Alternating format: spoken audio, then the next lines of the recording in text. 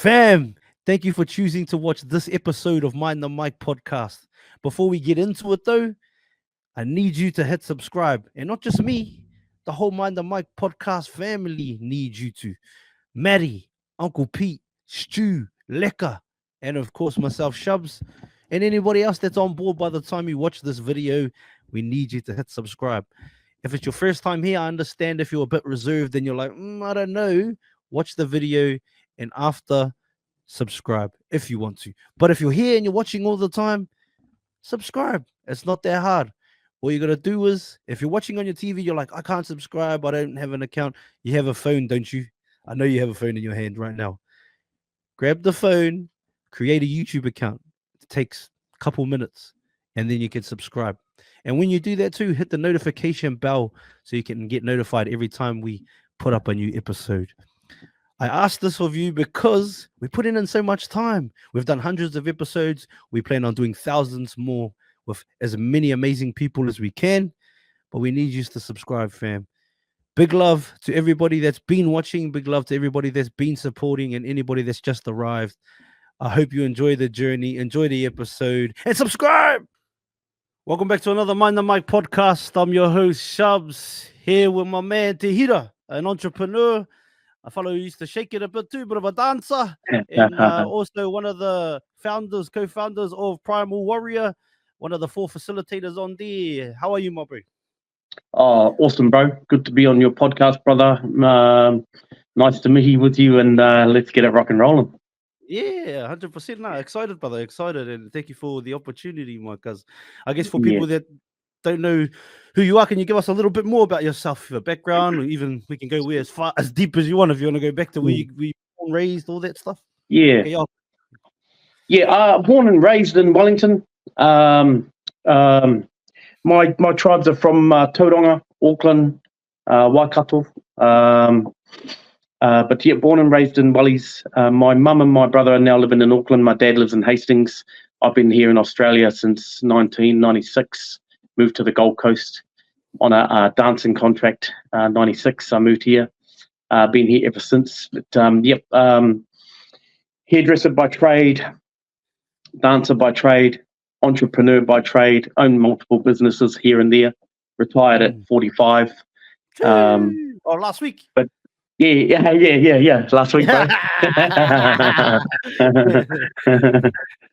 But yeah, bro. Now for me, my brother, if those who don't know, was Ngarino Tuati, who is the co-founder of Te Hira Ngarino, back in when he first started. So that's my brother. My saving lives basically started with my bro. Back when we first started, it was Māori movement back in the days, before it became Te Hira Ngarino. And he would take me along with him. He's 10 years younger than me, so he'd be 35 if I'm 45. So that's where it all started for me, and he sort of set me on this path. Although he doesn't like to take the accolades for it, but he set me on this path of saving men's lives. I was always into saving the ladies' lives because the hairdressing was the part that I was in. Growing up with a solo mum, although my dad was around, plenty of love there. But I saw how hard it would have been for her to raise 3 kids on her own, and it sort of sent me down that path of trying to save ladies in the more so in the economic world, to make sure that they could survive. And hairdressing being the lowest paid profession, being dominantly worked in with females, I wanted to try and change that and make it become just as good as being a tradesperson, so which my first hairdressers now are just starting to get onto that $100,000 a year pay, where it's really it's $22 an hour is what hairdressers are getting paid, and it's the worst money in the world, but it's passionate. But yeah, so I've managed to start to turn that around now. So my workers in New Zealand are about to hop on that. They're not too far away. My ones in Sydney are already there or thereabouts. So yeah, we're just about to link that. That's been a work in progress for me for probably about the last 5 years. Yeah. What sort of gave you that I guess, well, that epiphany to be like, I want to make it this way, like 5 years ago. Yeah. Was there a Well, moment you can it was funny because there's the people who are on six figures in the hairdressing industry. It's the oldest profession in the world outside of prostitution. We won't go there. That's another story. But yeah. Well, one pays a lot, one pays not a lot. So for me, bro, when I was 5, I always knew that I was going to be a millionaire. That's and back when we were 5 years old, $1 million was a lot of money. Now anybody can become a millionaire. So when I go into something, I always look at it from a different mindset. I don't look at it from an hourly rate. I look at it and how we can change the world's perception, so we can change the reality and the expectations of what's going on. So when if you're a child and you're thinking I want to make $1 million, but you are in an industry that gets paid the lowest amount of money, then your mindset has to be different from everybody else. So I never thought of it as I'm going to be able to do this from an hourly rate, but I also knew that I could do this if I owned multiple salons, and then we trained everybody up to be great, which means we take them out of the mediocre and we put them into the high category range, which means you become sought after in a world. We become that needle in a haystack more so than the needle getting lost in the haystack. So we want to make sure that we stand out like a sore thumb. So then we're world class, we're looked after, and the people want to know how they got there, so they want a piece of that action. And once you get those types of people who are after you, you then are in a total kettle of fish compared to everybody else who are trying to swim in the same waters. That's awesome, brother. And I get what you mean. You're just saying, you got to separate yourself instead of being I guess, easily accessible. Anybody can just anybody can walk in off the street. You know what I mean? Like, you got to obviously change the mindset. Yeah, that's right. And your actions need to be able to match that too, my brother. Like, you need to be able to, if you want to be the best, you got to hang out with the best. Exactly. Yeah. And it doesn't matter who you are. Even when I wanted to play for New Zealand for touch footy, I back in the days when I was playing for Wellington Men's Open, we used to get our butts kicked by Auckland, and it was the brothers like Peter Walters and all them, the who's who of touch footy, and they used to dust us up. But I used to cut their hair, bro, back in the day. So I used to take my clippers and all that up, and Remus Dentals and all of them, bro. I used to cut all their hair back in the day whenever we go to the nationals. Yeah, and then then I started. I came over here to. What kind of convos would you have with them? Because obviously you want to get, not only like it's all good to be there with them, but you gotta get soak up something. Some things. So Well, sometimes, brother, it's about just putting your hat in the ring. You know what I mean? It's not about what I can get out of the conversation. It's now they know your name, and once they know your name, then they will invite you into the circle, and that's how I always play every game. When I started dancing. The question to me was, what do you want to be in 6 months' time? And I said, you give me 6 months, I'll run your show. And I never danced before. So then and out of 5,000 people at that time, it was a New Zealand troupe, but it was the best troupe that was going around, even better than Manpower. What their props and everything that they were using was friggin' phenomenal. We used to have 2 trucks that would go in front of us to set up for the show 2 days prior to us getting there. And so it was the best show. It's still the best show to this day. And when I, 6 months' time, I did become their best dancer. And what I did was I used to watch them dance from the DJ box, and I used to watch what the ladies would do, the reactions they would do to certain things. And then all I did was, with their dance moves, I would go, instead of doing it from A to B, I'd go B to A, but it would be the same move. I'd just reverse it. And then when I first got my first shot on stage, they were like, how did you pull off all those moves? And I said, oh, that's just your move. It's just backwards. They're like, that's how it. You know what I mean? Sort of just reverse engineered what they did. Just reverse engineered it. Yeah. Yeah. And then you make it your own, and you take a little bit from that one and a little bit from that one and a little bit from that one, and then put it all together. And then all of a sudden you've got your own style. And it was the same thing with touch footy. Many years later, I was about to retire, and I went, I want to play one time for New Zealand. And I ended up making it was in 2016, I gave myself the challenge. 2019, I made the men's 45s New Zealand squad to go to the World Cup.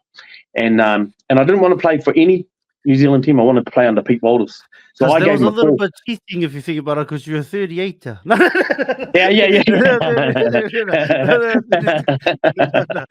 Yeah, sorry, the math doesn't work anymore. We just dug ourselves a hole.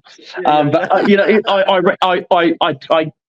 went to my coach here in Australia and I said, I want to play for Australia or New Zealand. He goes, there's nothing like wearing your own emblem on your chest, hearing your national anthem in a grand final. He goes, there's nothing like it. He goes, I might shoot myself in the foot for that, and I went, okay, I'm going to go play for New Zealand. I rang Pete Walters. He wouldn't have remembered me cutting their hair back then, because I wasn't really cutting his hair. I was cutting more Remus and them's hair, all the young fellas, because Peter was a bit older, So I told him who I was, told him what I was doing, who I was playing for over here, and Bruce McDonald, who was our New Zealand captain. I was playing alongside with him. So anyway, I put my hat in the ring, blah, blah, blah, ended up making that side. And again, it wasn't about what I could bring different to the team. It was how I could fit into the team, because they already had their men. They had their playmakers. You just had to go in and fill up the holes and then play the best you could possibly be to stay in that team. And so, again, with the dancing, it was the same thing. Just go and hang out. Who's the best in the world? And then go and hang out with them. New Zealand touch football. I was living in Sydney at the time. All the best players were here on the Gold Coast. So, all right, cool. I'll move to the Gold Coast. I'll go hang out with those players, and you go hang out with them, and then you fit into the circle, and away you go. Hairdressing, same thing. Who's the best? Who's the best in Australia at cutting hair? And then go and find them, and go and do a couple of courses with them, and then link in with them and get to know them, get to know who they are, and then grab a piece of that guy, piece of that guy, piece of that guy, and then all of a sudden you're now charging $250 a haircut. That's the game that you play, or the game that I play anyway. And then come Primal Warrior. It was a guy named Jeffrey Morgan, who you know him quite well, bro. And so the bro, I've been telling my story on Instagram for a while now on how I went from broke to retired in 10 years. And Jeff had seen me come from my brother's wānanga over in New Zealand and reached out to me, said, brother, I'd love to catch up, love the work that you're doing, love your message, love your story. And then he put it into my head, I'd love to get 4 men on stage and go save some lives. And it's sort of that was it. That was the penny that dropped. And I said, bro, if that's what you want to do, let's do it. Let's hit it. And we then started challenging ourselves to do different things to make sure that we were aligning together. And we're still challenging ourselves now, just set little challenges for ourselves. And we make these challenges pretty big, and we give ourselves little time to do it so that you stay monomaniacally focused until you get it done. And then it's done, then we set the next challenge. So Primal Warrior was one of those things. We challenged ourselves to start up a company within 1 day. And then get our message together. And then, once we got the message together, did the video, put it on, said, okay, we got to the 1st of April. It was 4 weeks to get our soft launch launched, and we had 4 weeks to do it. So, yep, cool, let's get it done. Soft launch 1st of April, hard launch 1st of July. But we promised that we'd set another challenge probably 3 weeks ago to get our proposal together to go to a corporate and land a 6-figure income, 6-figure contract. And so, again, we done that, and boom, let's send it out. And now we're starting to get the bites, and we should have that major contract coming in soon, because they deal with a lot of men who've got a lot of problems. And when I say problems, it's just understanding your intentions and your distractions to understand your behaviors. Say that and again. It's just understanding your intentions versus your distractions to understand your behavior. So once you understand your intentions versus your distractions, that becomes who you are. So your intention might be really, really good. This is what I want to do, but my distractions are stopping me from doing it, such as internet, Facebook, blah, blah, blah, porn, alcohol, drugs, people who I'm around, influencers, food, what I'm hearing, what I'm seeing. All of these things become a distraction from holding you back from being the most intentional person you can be. And once you eliminate your distractions, you become very clear on your intentions, and you start laying healthy boundaries on what you will accept and what you won't accept. And that becomes your behavior that's changed. So you know what's cause just on that whole little corridor you've just given, that whole little spiel. I feel like because just I don't know if I told you, but I started this in January because 6 months before that I was going to kill myself, and Yeah. I sort of made a decision then. It was May last year, 7 months, whatever, that I was about to hang myself, cuz, and then my child, my little baby, he woke up teething and crying, and I thought, oh, I'll sort him out, then I'll come and finish the job, because I just wasn't happy. Because then anyway, I start consoling him, he's crying, and then I said to myself, what's going on? Like, why am I here? Why am I feeling like this? Why do I want to do this? And obviously the roimata's coming down, the tears are coming down, cousin. I'm like, fuck, I don't know what's going on, man. And I just I realized in that moment that there's a lot of stuff that I just wasn't where I wanted to be, like not just physically, mentally, everywhere, like, but especially in what I was doing. I wasn't doing what I felt my purpose was, and I always felt my purpose was this, cause to talk to people from whatever walk of life all over the world, and share their stories, but also learn from them and grow. And a goal of mine, I've listened to podcasts for like 13 years or something.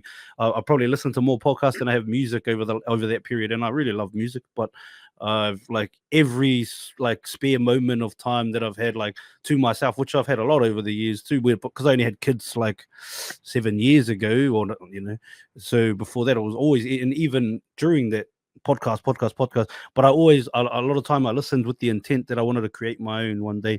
And then probably 5 years prior to now, I wanted to create the biggest. I had a vision to create the biggest one, and I actually spoke on this the other day on a show that me and my bro do, about an epiphany that I sort of had. Well, not an epiphany, but it's like actually a visualization that I had since I was a kid, of standing on stage talking to thousands of people, not for pute or anything. I didn't give a fuck, bro, but just because I felt like that was my, I don't know, just what I was fucking born to do, cuz, and obviously when I was younger, I thought it might be because of football or something, and then I thought it might be because of music, because I rapped for a little bit too, and I've had a tutu and heaps of different things, cuz, and if I put my all into it, I'd probably be great at it, you know what I mean? But I don't know this, and then obviously this is where I am now, and I realized, like, cuz, like, I think, like, with everything we're doing in the direction that we're heading in, launch this in January, because this will be like the 300 and something recording since January. That's 6 months, like, and it doesn't feel like mahi though, cuz it doesn't feel like mahi. Like,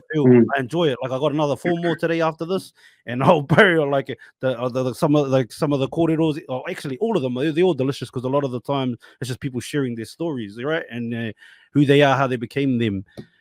But yeah, because I like now, like when you're talking about eliminating all these distractions and all of that, this is all I've done, because like Monday to Friday, and not even on the weekends, I'm doing all the stuff on the phone. Like, I pretty much haven't switched off from this since when I decided to not in my life. I said to myself, I'm going to daily deposit every day into figuring out how I'm going to start this thing, and I'm going to start it in January, whether I start it on my own or start it with other people. I'm just going to start it, and then I'm going to be on a mission to create the biggest podcast in the world. Not a competition to anybody but myself, to see if I can do it, to see if one day I can put our stories. And when I say our stories, like, I'm big obviously on our like this side of the world, where like a lot of our stories are pretty cool. Like, we grow up, we hear about Socrates, Aristotle, Plato, Homer, not the Simpson but the Greek scholar. All those fellas are put on a pedestal, right, as like the greatest minds of ancient times. But our people, the Pacifica people, Māori people, were traversing the oceans using the stars, and they have cool stories too, cuz. So I think we can push those out to the world by connecting with people all over the world as well. So yeah, that's sort of where I'm at. But that just really resonated with me, because I've just, people are like, how have you put out so much episodes? And this thing, bro, I don't know, just because I've just said this is what I want to do, and this is my mission, and I'm just told myself daily to do it. You know what I mean? And I just continue that mission. All I could say, bro, when you know, you know. And when you know, you know. And that's just really hit me, when you said, when I ask people, those words again, one more time, please, bro. So when I ask people, who are you, bro? You say to me, who are you? Well, I can tell you what I do, but who am I is my intentions versus my distractions. And once I understand what my intentions are and my distractions, I can then change my behavior. Once I change my behavior, I become aware and awakened. Once I become awakened, I set healthy boundaries and pure intentions with a crystal clear roadmap on my goals, my dreams, and my desires. And that becomes my purpose. Got the goosebumps there. That's on. Yeah. Yeah, fucking no, too much. Well, bro, that's what you've done, right? You eliminated your distractions. You were at your peak, bro. You were done. You were dusted. Yeah, and if it wasn't for your baby, it would have been all over. And 100. the unfortunate thing for men, when we say we're going to do something, we do it, whether it's good or bad. We follow through. Unfortunately, 3,000 men in Australia die per year by suicide. 3,000 people in Australia die by suicide. And 70% of them are men. Because when we say we're out, we're out. There's so much pressure on a man to be who he's supposed to be when he doesn't even understand who he is. Ooh, far right. You know? Far right, B. That was a hearty one. Aye. Once you understand who you are, you can then set your soul on fire. But your soul is being diminished by your distractions, by society, by told what to do, by told what not to do, by told don't cry, by told get up, by told wipe your tears, by told don't hit like a girl, by told don't do this, and it keeps going and going. And until you get to the core of the problem, then how are you supposed to know who you are? Bro, straight up, bro. Even what happens, brother, is we end up putting people on our shoulders whilst we're sinking. So we've got everybody on our shoulders. The water level's here. They're all breathing, and we're drowning. When realistically, we need to be at the top of the mountain. We don't put our hand out and say, come with me, because they just pull us down. We say, I am the light. Come with me. I am the light. Come with me. What do I mean? Otherwise, bro, guess what we are? A diminished soul. And a diminished soul does not want to stay on this planet. So I understand, bro. I understand where you were, and I understand where you are. And I am happy for you to be here, bro. Yeah, no, take cool, brother. And I think just on the distractions thing too, and like obviously, yes, the world, all of those in the hit like a girl, all of that stuff. Even like in our shit with Jeffrey, and I'm open about like, you know, a lot of it, which is sad, but a lot of people in the world, but you know, a lot of times, especially when we come from home, a lot of us go through like sexual abuse, all that stuff, which I experienced all that stuff because, you know, all the violence. But I think even outside of the sexual and the violence, I think just the words are like how powerful the tongue is too over people, like, and when you're a child, like that stuff really and I had a cordial like that, like a lot of the stuff that I was told as a kid, and I thought, because my mechanism was always to, I'll fucking show you, you bastard, you know what I mean, like, you know, I'll show you, you know, and this is my mother, my whoever, you know, uncles, whatever, you know what I mean, like they're telling me, you're shit, you're this and that. Or, yeah, you know, the old teachers, fucking whatever. That's, but like that shit, like when people talk about, like you hear about some of the stuff that I physically endured, and like a lot of our whānau did, and people do around the world, which just sucks. But bro, none of that shit like compares to, I think, just to the kōrero be that are like, and it's funny too because I also developed a whakaaro that, like, you know, obviously I'll show you, but I also learned to block out everyone's stuff. You know what I mean? Everyone's you know, thoughts of me and whatever, which sometimes could be to a detriment because I think I wouldn't probably listen sometimes to people, you know what I mean? Bro, at the end of the day, brother, you know, somebody's opinion of you is none of your business. Oh, hell no. You know? But you know, sometimes because again, it's another brick that you get put on your shoulders, and it's not yours to carry, you know, not yours to carry. And it's you know, we can talk about this for a long time, bro. Like and it doesn't just go on your trauma; it goes on your trauma passed on to your child's trauma, passed on to their child's trauma, and it never stops. And it's broken people having broken people, and a hurt person will always cut the person who never cut them. You know, and you've got to ask yourself, where does it stop? Well, it stops with me. You know, it stops with me. So once I heal me, I can heal my family. And when I heal my family, I can heal my boy, my girl, They grow up and want to be like me, all the good stuff, because they're going to be like me whether I like it, whether I'm good or whether I'm bad. They're going to be like me. They're going to have 50% me and they're going to have 50% mum. And if we can heal our own whare, then we can heal every whare. And if we can heal our whānau, we can heal all whānau. And we can heal our upline and we can heal our downline. And as long as we heal us, it starts with us. It starts with one person and we become the light. We're no longer the person that we put people on our shoulders. We're now the person at the top of the maunga saying, brother, I am the light. Follow me. I've already dug the trenches, bro. You don't need to hop on that roundabout no more. Come straight, turn left there. Go down that road, turn left there, turn right here. Up you come, bro. Yep, that's the one. Now, if they want to keep on going around the roundabout, brother, they don't want to be saved. And I can't save everybody. I can only save those who want to be saved. Aye, they'll lead a horse to water, eh?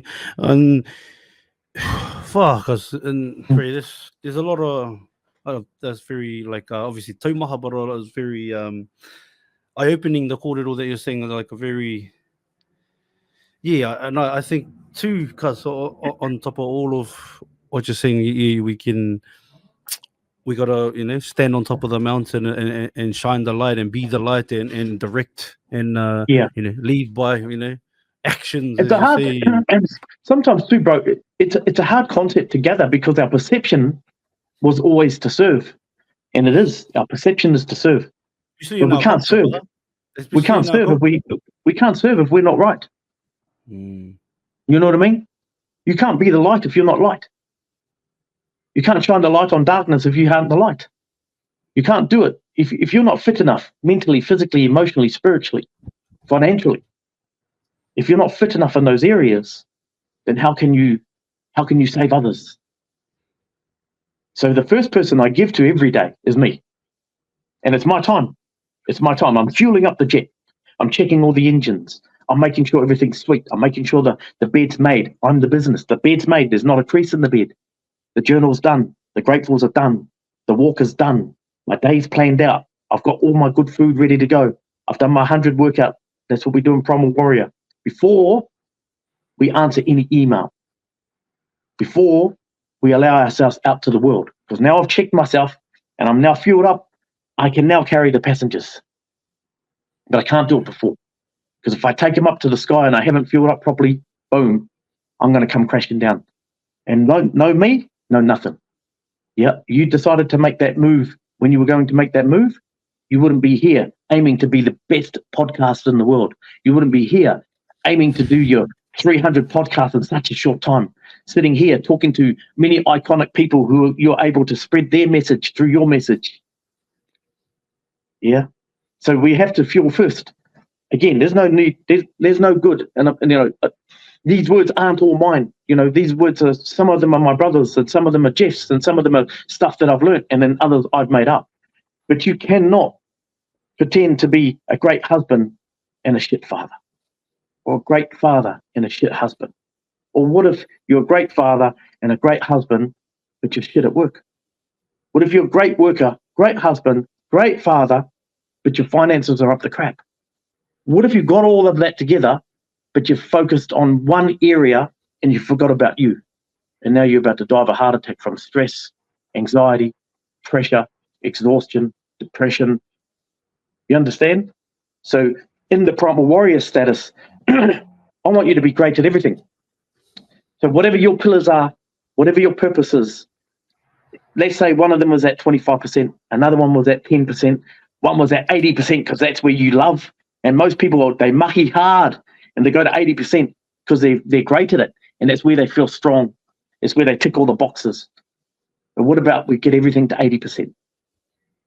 That's a beast of a man. He's admired by his peers. He's admired by his colleagues. He's admired by his wife. He's admired by his children. He's admired by his whānau. He's admired when he just walks down the street because he knows who he is. He understands what his purpose is. He is not arrogant. He's humble, but he's direct. He's intentional, and it's crystal clear who he is. And that guy, his light is on, and everybody sees it because it's a frequency. You either know that frequency or you don't.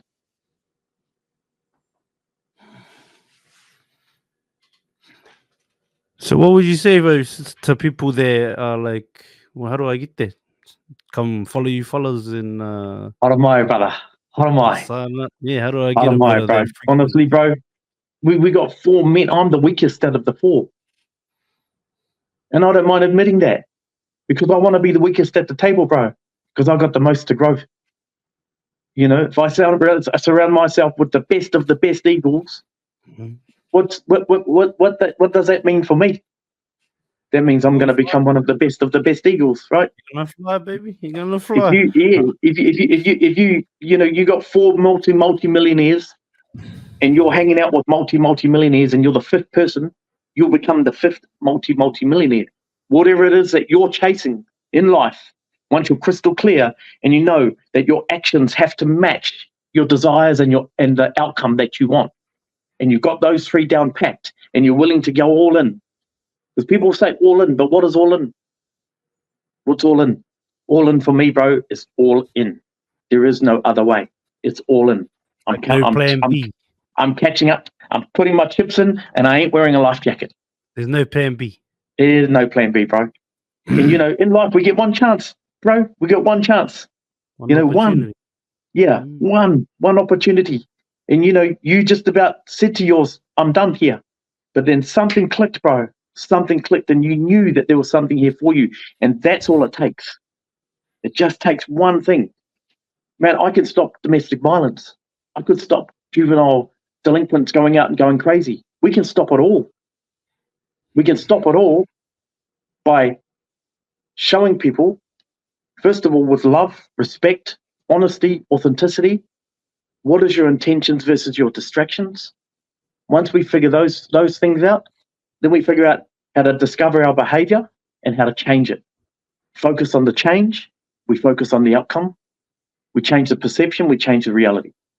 We change the perception. We change the frequency. All of a sudden, they weren't seeing what they were seeing before. They're seeing what they're seeing now, and they never saw that before because their perception was different. And that sets somebody's soul on fire. And once you set your soul on fire, then you become purposeful in life and your intentions are crystal clear. And once you do that and you align, let's say you align with your lady, and let's say your lady was going at you, and you sit down and you say, hey, bub, when you go at me, it's triggering me in a way of this, and it's really actually hurting me in a manner on these traumas of my past. And I would just like you just to be aware of that because it's putting me in a danger zone where my hands are trembling and I'm starting to have bad thoughts. And that's a really healthy boundary to have. And go, but in return, bub, I'm not going to go out drinking with the boys. Bub, I'm not going to stay out late. I'm not going to go night clubbing. I'm going to give you all of my love and it's all for you. And I'm going to make you feel secure, safe, and protected for the rest of our life. Now, if she chooses to keep on crossing your boundary and you've asked her many, many times to not cross that boundary, and it's a healthy boundary, we have to part ways.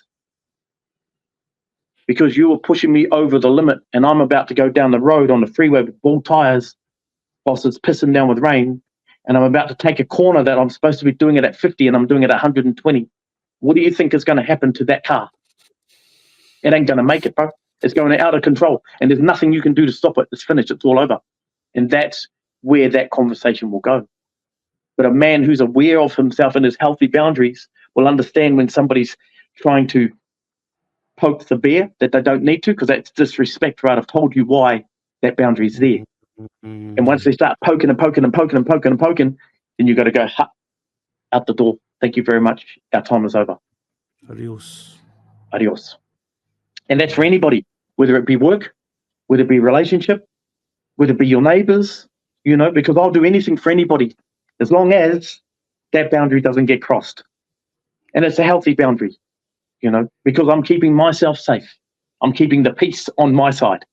And I'll do whatever it takes to keep the peace. I'll go to war if I have to, but I don't want to. So I'd rather close the door on that person who's trying to engage in an unpeaceful manner and move on with my life peacefully. Take care. Got none of my business. I don't want nothing to do with that. Or do I engage And then all of a sudden I got the police on my doorstep. I'm in court. I've been kicked out of my home. I'm now living on somebody else's couch, blah, blah, blah. When I could have just shut the door, bro, and kept walking. Understand? Yeah, brother. Now, if we do that, bro, and our kids see our parents in love, guess what they want to do? They see the exception of what they will accept and what they won't accept. Now, if they see mum and dad arguing all the time and fighting all the time, and mum's dishing it at dad and dad's getting upset, and next minute, heavens forbid, the fight happens, and that's accepted for them. And I've lived in that life. I've seen what happens. I've seen my aunties get bashed. I've seen my nieces grow up to get bashed. I've seen their kids grow up to get bashed. It's a cycle. It's a vicious cycle. We can stop that in its tracks by understanding our intentions and our distractions. By changing our behavior, we can focus on the change. What do you see? Because when you, like, obviously when you're doing this kind of mahi, what's the biggest pushback against what, like, that you receive with this sort of kōrero? Men have fought on their own forever. Segregation and separation has been at the forefront of the 100 families that rule this world since day of time. So the pushback is, I don't need anybody. I don't need help. I'm not broken. It's everybody else. But once you understand that everybody is broken and everybody needs to be inside a men's group, because they're all good men's group out there, heaps of them. The thing that's different about ours is it's 200 years of experience, lived experienced. Bad choices, really, really bad choices, turned it around to be iconic in the world, in all areas, not just one, in all areas. Fitness, finances, relationships, anything that is great, that's all we want. And what our message is to those that are out there is, if you want to be the 2.0 version of who you are today, we can give you the cheat codes to get there. I can give you a crystal clear roadmap with myself, Jeff, Tops, and Jeremiah, and all the other boys that are inside of the Primal Warrior memberships. It's a cheat code. What took me 10 years to retire, I can show you that in 2. What took me 4 months to get rid of my trauma, people have been trying to do that for decades. Understanding that you are a brand. And once you start thinking that you are the brand, you're in the 1% club. You are the brand. The brand is not behind you. You are the brand. There is only one person who is here, that is you. You become the brand.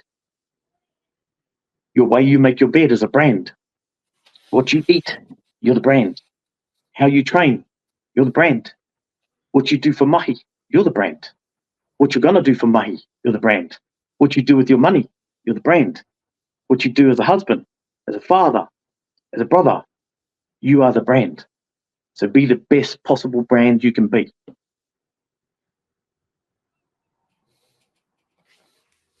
Very powerful, cuz. Straight up powerful. Wait, so what do they have to do to contact you? Just boom, straight on Instagram or website? Straight on Instagram, my bro. Yep, straight on Instagram. I can send you a link, my bro. And they can just hit that link. It'll take them straight through.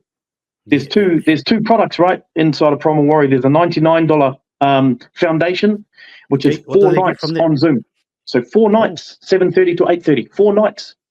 You go straight into our app. That's 24/7. That app.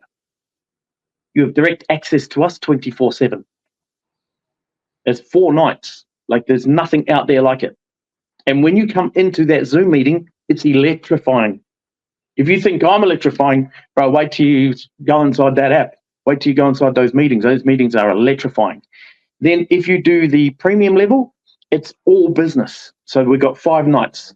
And on the premium level, it's business. If you don't have a business, we'll start one with you. Let's go. I'll show you the cheat codes on how to start a business, whatever business you want. If you have a business, let's 10x it. That's all we do. Either 10x your business or let's start up your business. Whatever it is, because all the behaviors are changing. But once the behaviors change, people understand. Now I know what I have to do. Now I know what I want to do. Now the actions are meeting the words. Because sometimes people's thoughts and their actions, they don't match up. Right? They're all out of whack because of the distractions are there. And once we get rid of the distractions, the intentions become clear.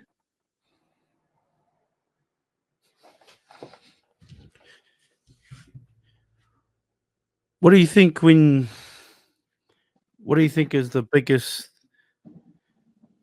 driver for you, cuz, like outside of doing it for your own self and doing it for yourself, like what is the biggest driver for you when it comes to all of this, mate? Like, bro, I'm here to serve the people. I'm here to serve as many people as I can. I'm here to make sure that whoever I touch in this world, I leave them in a better place than I found them.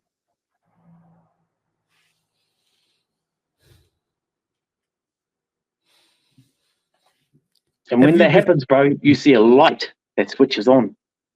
And when you see that light, you emanate with that light. That light is your light. And I'm here to light up the world, brother. Bro, I feel inspired, because to be honest, I'm like, bro, we would love to have you inside a Primal Warrior, bro. Be a weapon in there, you know? The more brothers that we have in there who are already powerful, the better. Because we can all be better than we are today. Just 1% tomorrow, 365% better. I'll tell you something, right? When you're boiling water, you boil that water and it goes to 210 degrees. It boils an egg. Beautiful. You can have a cup of coffee. You can have a cup of tea. That egg tastes really good. You take that water from 210 to 211 and you can pile that steam. That steam can run the energies for a whole city. The difference between 1 degree is the difference between running a city on electricity or boiling an egg. That's all it takes, bro. That's all it takes. That's all it takes. That one moment that you had, that epiphany that you had, was the beginning of the end or the beginning of the end, but in a different way. Right. Proximity, brother, is everything. How did you develop, cuz, your own self in like the whakaaro of like, or the ideas of, I need to put myself in with these people, like, or what made you, because you said you spoke about sitting with the touch boys and the ones that you want, like, you used to get whipped by them playing for Wellington. Auckland used to whip that ass, but then you're like, oh, I need to get around these boys. So hey, I'll get the kutis out, and I'll snip a bit of hair, and like you said, just to put your head in the ring. And where did you get that? Like, was that just in you? Was that innate, or did someone teach you that? Yeah, it's weird, bro, because I even remember, and I don't even remember my childhood at college and that, but my sister sent me a photo one day, and it was me with a microphone, and I was on stage, and I don't even remember being on stage with a microphone, but she told me, no, yeah, remember you were with my husband, and you guys were doing the economics and blah, blah, blah. And I'm like, oh, I vaguely remember it. Anyway, it's always been for me, I've never been shy of having a go. As a child, if you want to be a millionaire as a child, as a 5-year-old kid, then obviously there's something in you that knows that there's more out there. My grandfather. You had those visions as a 5-year-old. Yeah, as a 5-year-old. So my grandfather, right? So I would have been even younger than 5. So he gave my sister and me 50 cents each. Yeah. So go down to the local shop, get whatever you guys want. So we went down there. My sister got 50 cents mixed lollies. By the time she got home, she finished her lollies. I got the Boston bun with the coffee, the cream and the coconut crunches over the top, the big round one. Yeah. I got one of those. I took it home, cut it in half, and I ate half. And my grandfather says, "You only eating half?" I said, "Yeah, half for tomorrow." I said, "And I got 30 cents in my back pocket." And he's like, "You're going to be," he's like, "You're going to be a great businessman one day." So it was always in me, bro. There's people out there that see the game before you see the game. There's people out there that play, you ever play rugby and all that, bro, and there's just players out there that you just go, oh, this fella's got so much time. How's he got so much time? Because he sees the game before it all happens. He understands the game. So as a 5-year-old child, before knowing the game, I already knew the game. And I loved maths. So all I needed to know is, how am I going to turn $1 into 2? And just keep going. And it's funny because Tony Robbins teaches you, once you understand the pattern for one thing, you understand the pattern for all things. So once you figure out the pattern, right? So people say, so how did you retire in 10 years? I said, well, I worked hard, I saved hard, and I've invested hard. That's how I did it, right? So I worked hard, spent no money, saved as much as I possibly could, bought my first salon. Then I worked hard, I saved hard, already knew that I was going to buy that building, come back 5 years later, already knew the figure in my head that I was going to buy it for. And within 5 years, I bought it for the figure I said I was going to buy it for. And then I saved hard, and I worked hard, and then I bought my next salon in New Zealand. And then I worked hard, and I saved hard because I said to myself, I got 1 year to buy a building, and I put it both together. And I bought the second salon in New Zealand. And then I built the new salon, and I put them both together. So once you understand the pattern, you just copy and paste. Now, the pattern is either with you or without you. So you've got to understand, this pattern is with me. Now I've got to figure out a pattern without me, because I don't want to have to work hard and save hard all my life. You know what I mean? So now I've got to take myself out of the pattern and see if the pattern's still going to work. Now, if it's not going to work, I then got to tact. I've got to tact wind, and I've got to figure it out until I figure it out. And it's like playing Space Invaders, right? You're on level number 1. You have to work out the pattern. It's got nothing to do with any. There's a pattern that comes. So you've got to work out the pattern. This is how the pattern goes. And then on level 2, the pattern's different. So you've got to work out that pattern. So every level you go to, you have to work the pattern out. And so you might die. Yeah. And once you die a few times, then you go, oh no, if I died here, so I've just got to do this one. Oh, yeah, it didn't die there. So that's the pattern. And we're in that same matrix, bro. We just got to work out the pattern. Bro, that's an interesting way to put it. You hear a lot of gurus in there call it all, but I think the way you've put it, for anybody that is listening and does have those intentions, could definitely take a lot from that. Or Yeah, this is figure the pattern now, cuz and I think the important thing you said in there too, cuz is you got to figure it out with or without you too, because you got to There's got to be a time, right? When we're young, bro, we're all in there. Carpenters, plumbers, electricians, hairdressers. You're young, so you're in there. You're going wah wah wah wah. But after a few years, next minute the shoulders buckaroo, or the back's buckaroo, or the hands are going, the eyes start to go. So you've got to figure out that pattern real quick without you. And when you figure out that pattern real quick without you, that's the difference between owning a business and a company. A business relies on you. A company doesn't. That's all there is to it. Because what would you say if someone was to ask you for, outside of that, like actual financial advice? Because if you could give them one tip, I'd say stay in your lane.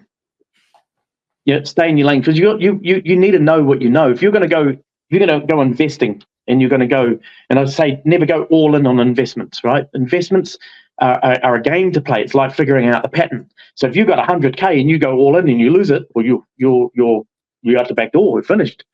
So what I do if I've got 100K is I'll take 10% and I'll invest it. So there's 10 grand.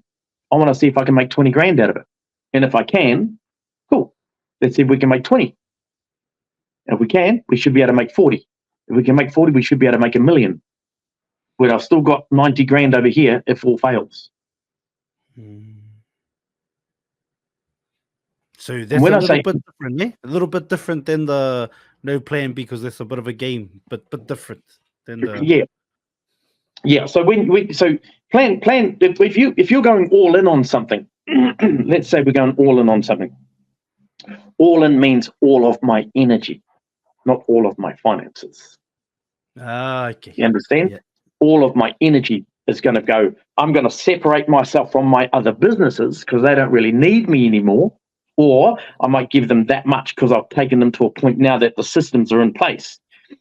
And I might go, well, I can actually sell that building and take that money but keep the businesses and go all in over here. But I still own the businesses plus another building over somewhere else. Do you understand? And then we go all in over here with this business because I know that the cash flow from that is going to come back to me.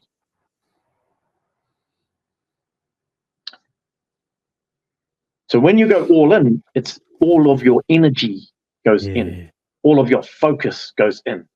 Don't sell up your house and everything you have, because business is business. And the reason why businesses are a little bit not as expensive as a home is because bricks and mortar is physical. Business is not. You know, businesses are up and down and there are ebbs and flows. And if you don't have it right, it can all go see you later within moments. Whereas, you know, houses, they're not ebbs and flows, they're solid. And they, you know, they steadily go up. They steadily go up. So for me, if I'm building a business, I'm going to build it from scratch because I know my numbers. I'm going to build it up to its peak and I'm going to sell it at its peak and get out, because I know for a fact that if it's not run right, it'll also go back down to the bottom. If it's a business that I'm running and I'm running it with iconic people and I know that we could, you know, keep this business going for decades and decades and decades because we've found a niche in the market that will allow people to love the space that they're in, then I'll hold on to it. And but as soon as I see some chinks in the armor, you know, now's the time to get out. Okay. Yeah. So and being okay with getting out if you need to, like understand. Always have an exit plan. Anything has to have an exit plan. You have to have, you have to know where your exit plans are. You know, business for me, if you can buy the commercial building, that's your exit plan. Because if the business tours over and you bought, say, a building for $500,000 to 2014, and then you sold it today for $1 million, and let's say you still owe $500,000 on it, you come out with $500,000. Whereas if your business goes kaput, it's not worth anything. But if you build that business over 4 years and you show a profit margin of 30% every 4 years, and the growth of that business is escalating at 50% per year, well, then that business is worth money as long as it doesn't rely on you. So if you're the sole owner of that business, and let's say you were doing roller doors, let's say, and you got all of this money coming in and you had to go out and you had to put all the roller doors, well, that business is solely you.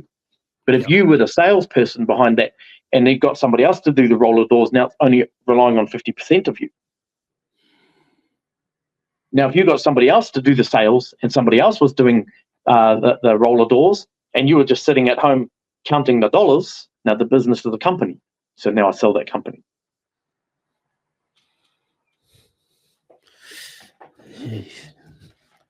There's some gems there, partner. There's some gems there for the people, man. Hey, cuz I just want to thank you for being open enough to, answer pretty much anything, and also inspiring. Cuz what was your first business? Was it straight into being a hair salons? Was it my first salon I bought at 19? So I did my apprenticeship at 15. I finished my apprenticeship at 19. I bought the salon straight away. I was too young. Yeah, it was in New Zealand. I was too young, bro. I didn't respect the money. I wasn't respecting anybody at that stage. You're too young, So I sold that a few years later, and then I started the stripping career, and I went along that road. And for me, it was about, I knew I could make money. I knew that wasn't going to be an issue, but I just wanted to get all the stuff out of my system. The alcohol, the drugs, the womanizing, all of that stuff. I wanted to go and live a life that I knew that once I lived it, I was never going to go back there. And so, I did that from 1994, and then I finished in 2020. Far out. Yeah. So, I dabbled in that side of town for a long time. I become not that long an addict. No, it wasn't that long ago, bro. Yeah. I become an addict in alcohol, drugs, womanizing, and then to wean myself off that, finding a good woman who was there to just love me and show me so much love that in order for me to give back, I had to change who I was. So, I pretty much knew that I was going to change. Towards the end of my dancing career, I was looking for a way out. I was looking for that person. I didn't want to do the drugs anymore. I didn't want to drink alcohol. I don't do any of that anymore. I didn't want to be womanizing. I don't want any of that life. In fact, I bought into Wild Boys just last year. I actually gave it back. They enticed me to come back. I bought Wild Boys on Darling Harbour.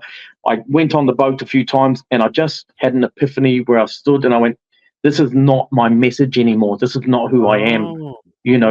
I'm starting Primal Warrior, and I want to be the most authentic person I can be. And if I'm saying that I'm not taking drugs, I'm not drinking, and I'm not womanizing, this is exactly, then I need to get out of here. So I turned around and gave it all back and said, no, this is not who I am, bro.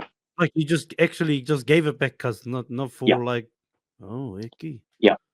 Just said, no, that's not who I am, and just walked away. Far out. Talk about another epiphany too, Gus. There's another one there. Yeah. There's another one. Yeah. But again, bro, your actions have to align with what you want, your desires, your dreams, your goals. And if it doesn't, the universe ain't going to show you that picture, bro. Because you're trying to operate on a frequency that you don't belong. And you don't belong on that frequency unless your actions meet your desired dreams, outcomes, and goals. How do people get rid of distractions? Oh, you have to understand them first, because most people don't even want to know they got distractions. They don't want to think porn is a distraction. They don't want to think scrolling through Facebook is a distraction. Oh, that's the They big don't one want to think alcohol is a distraction. They don't want to think that Instagram is a distraction. They don't want to think that drugs is a distraction. They just think, no, just numbing my pain, which is a distraction. You have to feel it to heal it, bro. And if you don't feel it, how can you heal it? How do you know what's going on? What is procrastination? People just think, it's just, I don't want to do something. Well, no, it's actually attached to a trauma. And once you understand that, you'll understand why you procrastinate on something, because you don't want to feel the feeling that it gives you. This is why you don't do it. And you press it down and go, no, I'm not doing that today. I'm not doing that. I'm not feeling it today. All of the things that are negative in our life are the things that we need to understand so that we can turn them into a positive. Because the wolf that you feed the most is the wolf that survives. And that's all there is to it. When I keep everything really, really simple, bro, because, I'm a streets person. I'm not university. I'm not, I dropped out of school at 14. I'm not that guy, bro.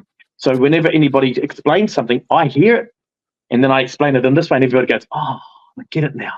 When I do my finances for a personal person, and I break it down the way that I break it down, people just go, whoa, man, I've never heard anybody say it like that.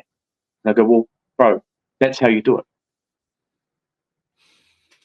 But you didn't say, even there, you didn't learn that through university or anything. You just learned it through doing it. Yeah, go through doing it, bro. Because that's the way that you have to survive. You have to treat your personal accounts like a business account. But they just have different names. Instead of GST, taxes, wages, stock, and rent, and outgoings, you name it holiday, you name it bills, you name it clothes, you name it spending, and you name it reinvesting. When you've got those 5 accounts, you're never looking for money ever again. You just have to make sure the percentages are right, because there's only 100%. So you just have to break down your percentages right and put the right percentages in the right places, instead of having it all out of here, and then all of this money is going in and out and in and out and in and out. You don't even know what you're spending it on, because that's a distraction. And the car that you buy is a distraction. And the subscriptions that you've got is a distraction. And they put them there so that you stay a slave to the system, because you have to work week to week in order to eat. Once you take yourself out of that distraction, bro, and you start saving, this reinvestment account is the best account that you'll ever have. Because if you're only earning $1,000 this year and you keep on reinvesting the way that I say to reinvest, you could be earning $10,000 next year. And the one after that, you could be earning 100,000. If you earn 100,000, you can earn $1 million without working. As long as you're not spending, the only money that you spend is this one. This one here is a reinvestment account. Always reinvest. You're never spending it. Reinvest, reinvest, reinvest. But don't forget, you're working on percentages. So if you divide up a percentage of 1,000 or 1 million, it's the same percentages, except you're eating more, you're living better, you're driving better cars, You're doing the things that you can afford. So instead of going, okay, I've got $10,000 that I made this week and I spent 11 because you over-invested in your house, you over-invested in your car, you over-invested in whatever it else, your distractions. But if you've made $10,000 this week and you only spent 5 and the rest is for reinvestment, bro, that's a wealthy man. What do you think is the most common distraction that people wouldn't realize is a distraction? All the things they put in front of you, the purses, the bags, the fluffy dice, the cars, the microphone, the headset, the clothes, the cap, the glasses. Bro, you think those little boys over in Fiji who run around kicking coconuts got any of that? Only. Happy as too, eh, bro? Happy as, brother. Happy as, bro. It's a food for thought. But this is the game we live in, bro. So the game that we live in, we have to understand the game. We have to understand the pattern so we can play the game properly. So it's okay. It's okay. It's okay to have all of the stuff. Just understand that the stuff that we have is, you've got that investment account, bro, and we don't spend on that investment account. That investment account, that's the goose that lays the golden egg, and the egg keeps getting bigger and bigger and bigger. And as long as we live within our means, depending on what we're getting paid or what's coming in each week, the reinvestment account is the thing that always gives back. And nobody has a reinvestment account, which is why we all live week to week. Yeah, but like you said, slaves to the system. Huh? It's set up slaves that to way. the system, my bro. The thing they want you to have, what you need to survive is water, food, and shelter. I don't. That's it, right? So every week we got to go out to survive. Water, food, and shelter. Back in the days when they had slaves, what did they give them, bro? Water, food, shelter, and a whip. And nothing else. And they had to go out every single day to get water, food, and shelter. So there's no whip these days, but you're still getting water, food, and shelter, bro. Yeah, but then again, the whip is like you said, the distraction. Well, it's controlled. It's controlled, right? It's controlled. Right? It's controlled. You know, everything's controlled, right? Yeah, everything is controlled. Everybody, well, listen. But you understand the game, bro. So when you understand the game, you can play the game. I don't mind playing the game because I find it intriguing. I'm not here to be upset about the game. I'm in the game, man. This is the reality. Yeah. So I've got to play it the best I can. Oh, too much, fella. Bro, before you get out of here, I've got a couple of little quick ones, if that's okay. Yeah. If you could only eat one meal for the rest of your life, every day you got to eat this meal. Well, what do you choose? Mince and rice. Yeah? What are you putting on this mince? Just bolognese sauce. Your own or special? No. Whatever's in the bottle. All goods. Yes. Beautiful. That's pretty much all I eat anyway. Oh, yeah. Mince and rice. There we go. Superpowers, cuz. In the world of superpowers, besides the ones you already possess. And if you could create one as well, or choose one that exists, which one would you choose and why? The superpower of gift. You got to gift everybody the ability to understand who they are. Yeah, that was ready. Boom. That's real as, cuz. There's on. Yeah. And then a lot of this stuff, your mahi would be on. You know what I mean? Yeah. Right. I like that. To understand who you are. Mickey, brother. Give us a piece of advice for anybody out there that's struggling with substance abuse or womanizing, as you say, all of that kind of stuff. How do they do what you did and break free from it? You did say your wahine did help. I don't know, but yeah, any advice for anybody out there? You have to be ready to give up. You know, you do. You have to be ready to give up. You have to understand that this is not just holding you back from being the best version of who you are. It's holding you back from your freeway. Because you're the one with the shackles around you. The shackles are the drugs. The shackles are the alcohol. And they're tightly woven around your wrists and around your feet and around your mouth. And you're sitting there in shackles. So if you want to break the chains, then you have to break the chains. There's plenty of help out there. Men's groups everywhere. You don't have to come to Primal Warrior. My brother Scott Evan runs My Next Stop here. He's their ex SAS. My brother over in New Zealand is Whare Isle. Beautiful messages that they have to say. Obviously, Primal Warrior is here for you if you need it. But you have to want the help. You can't come inside my space and sit there and think that I'm going to change you. I can give you the key, but you have to do the work. End of story. I can't change anybody or save anybody unless you want to change and save yourself. It's up to you. But I can light you up to make you want to. I can give you the road. I can give you the roadmap, and I can give you the key. I can give you the cheat code so you don't get around and round and round on that roundabout or the hamster wheel and you get tired. Inside of Primal Warrior, we do have people who are coming off heavy drugs. Heavy. And the boys are doing awesome. They're freaking amazing. They're my most favorite people inside of Primal Warrior because they want it so bad. Mm-hmm. Beautiful, brother. There you go. It's up to you. And she doesn't have to be Primal Warrior, but if you're ready for it, the bro will hook it up.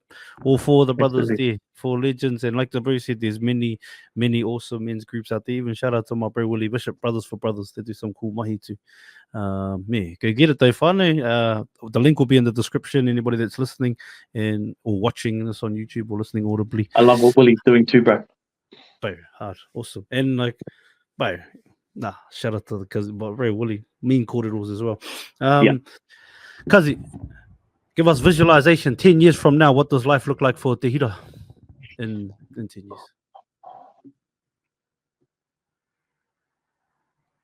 10 years from now, we will have, 2 years from now, we'll have 10,000 members inside of Primal Warrior. Mm-hmm. Within the next 10 years, bro, if I am where I am, doing what I do, I'll be blessed. Too much. Although I just want to say, time's the most valuable commodity we have as humans. The one thing we can never get back. We can always get back money, things, but time spent is time lost, Kazi. So thank you for sharing an hour and 5 minutes of your time with myself and anybody that listens to this for years to come. I hope it's not our last time that we sit down, not only on here, probably in the Primal Warrior space, but even in the flesh, my Kazi. In the flesh. There's a lot of light you have to share with the world, Kazi. You are the light, Kazi, and just keep being that. And I look forward to seeing everything that you do. And as I conquer my own journeys and that, seeing you from my mountain over there too, and saying, "Joe, Kazi, what are you up to?" Aye, bro. Too much. I'll hear the echo, bro. I'll hear the echo, and the echo comes back to you, bro. You are the light too, my bro. Mauri my cuz. Appreciate you, Kazi, and we'll have that mince and rice one day too, my cuz. That's awesome. Absolutely, my G. Thank you so much for watching this full episode of Mind the Mic. It takes a lot of time, energy, and effort to create these episodes. So to know that you've watched and listened to the entire thing means the world to myself and all our hosts. If you could, before you leave, please hit the subscribe button and share this episode out to as many people as possible. It would help us so much. Thank you again to everybody that's still here, still watching. Thank you for all your comments, all your shares, all the DMs. Appreciate you all. Make sure you follow us on every platform. Have an awesome morning. Have an awesome night, depending on where you are in the world. Mind the mic out. Oi, have you hit the link in bio yet? Watch full episodes on YouTube or listen on Spotify, Apple Podcasts, and all streaming platforms.